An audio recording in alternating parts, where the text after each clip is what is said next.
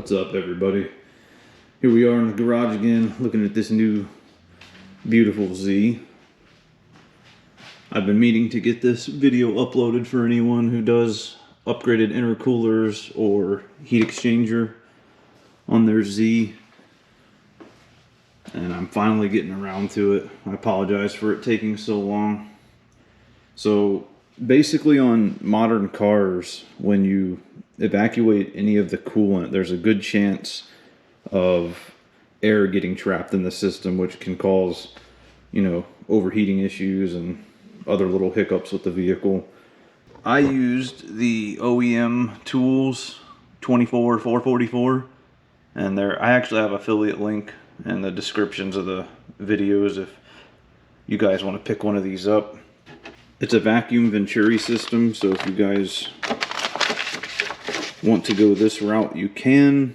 You can also use a scan tool that is capable of running the water pumps, or if you're tuned with Ecotech and maybe other tuning softwares, I'm not sure, but I know for sure you can do it with Ecotech.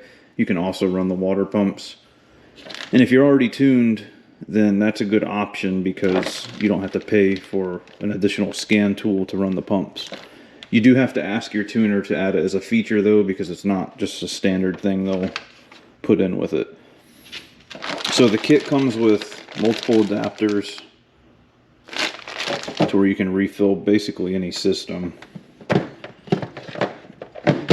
This piece here is your pressure gauge and refill line, and you'll also hook up the venturi portion to this. And the smaller piece is your venturi and like bleed hose. Let me take this piece off if I can. Oh, wait, does this one come off? I don't remember. I think that it does. Yeah. So this is the 31 millimeter. I don't know if you can read that. It will come off, but it's rubber on rubber, so it's kind of hard to pull off with one hand. But basically, the piece that's underneath this, you never want to try pulling off. That's an expandable rubber bladder, if that's what it's called. I'm not actually sure. That expands and pushes out on this adapter so that it stays nice and snug and doesn't create an air leak when you're refilling. So anyway, for the Z, 31 millimeter worked perfect. Bring this guy over here. You just want to push it down into the top of the reservoir and tighten it. You don't have to go super tight because as that opens, it's going to create a little bit of a seal. And then this is pulling a vacuum, so if anything, it's going to help seal itself. And you'll know if there's a leak because your gauge will show it.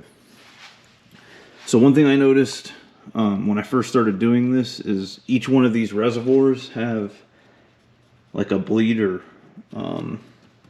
overflow vent here. You have to plug those or it won't hold a vacuum and it just won't work. So both of those need to be plugged. I done it with tape and fingers, but something better would be if you had like a rubber sleeve or something you could put over it.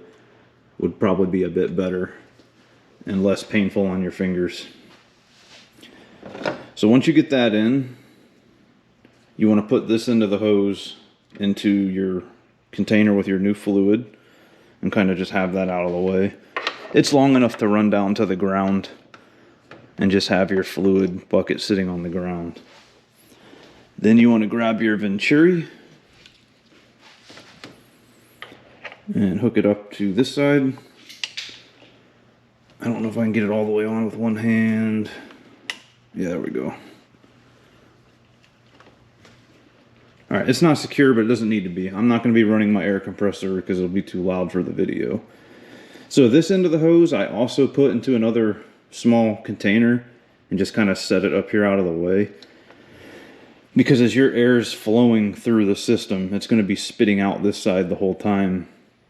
And any residue or residual fluid could spit out of there. So, and you just don't want that going everywhere or possibly into your eyes or something. But before you start, once again, you want to plug up those two little holes, those vents on both reservoirs. and then make sure all your ball valves are closed. And you know if they're closed when they're not parallel with the line. So that's open, and either direction can be closed. There's a stop on both sides. So once you have your system set up like this, hook up your air compressor to the venturi, open the venturi, and then open this valve into the system.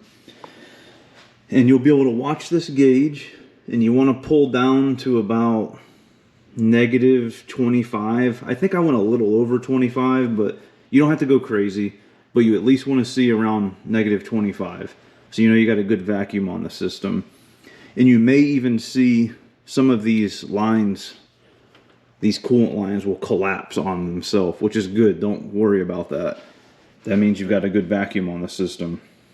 Once you have that done and you're at -25, you want to close this valve, and you can close off your air valve too if you want, because if not, it's just going to keep running.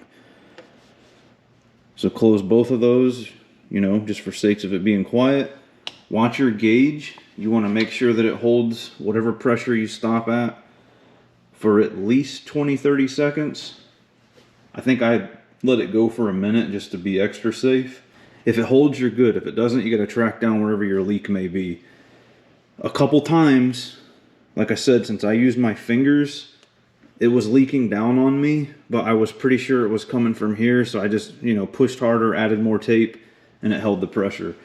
So odds are, you know, if everything is good and tight, that if you're leaking pressure, it's more than likely from one of these two stems here.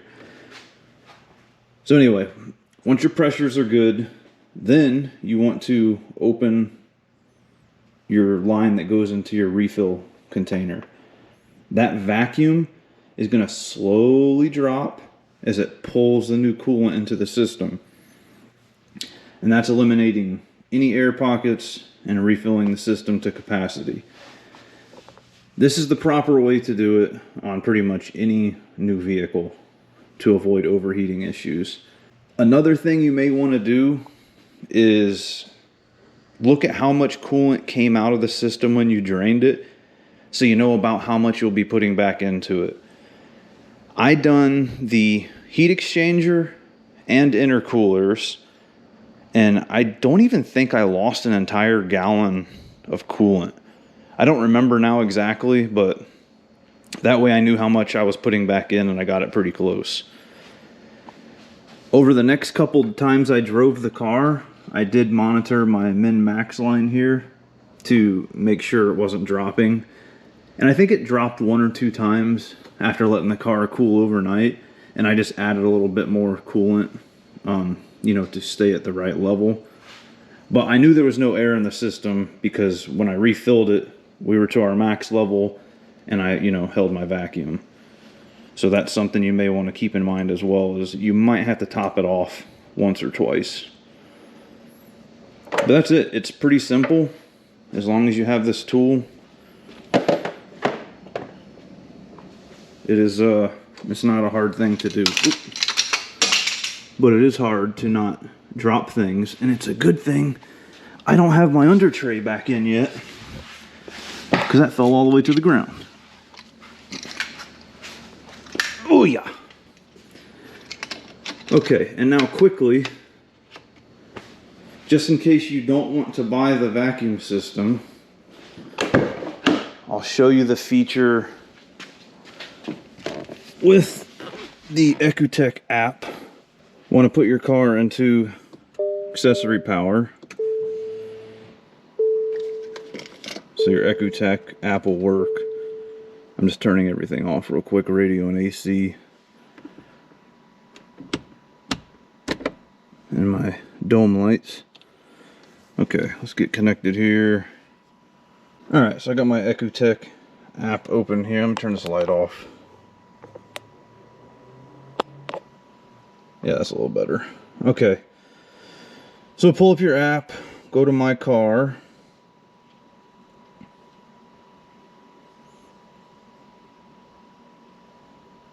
And then I only tried this once because it got added after I had already used the Venturi system. Yeah, okay, so under custom inputs is where I found it. And it's labeled drive pump. It's set up for 30 seconds right now. I'm not going to run it that long. Well, let me change it.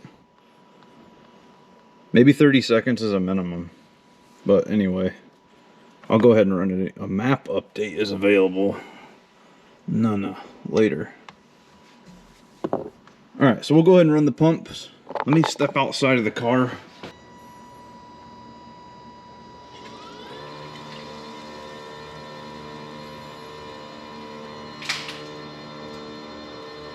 I don't know if you guys can hear it, but it started running. And I'm looking at my reservoir tank and it has dropped down. So it's, you know, pulled some of the coolant from the reservoir into the system. And after 30 seconds, it should shut off.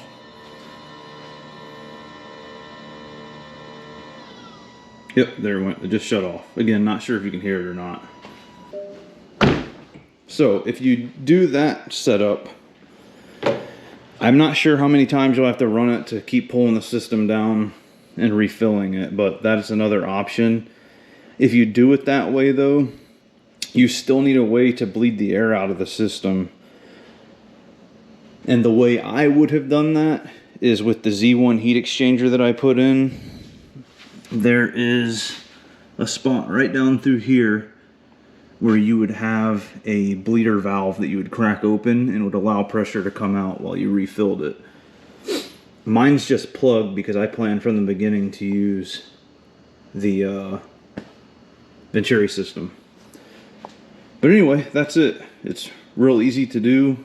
You just need a couple extra tools. It's not as easy as back in the day where you just kept running it and putting coolant in the reservoir until it stayed at your line you wanted. That's it. If you guys have any questions, ask away in the comments.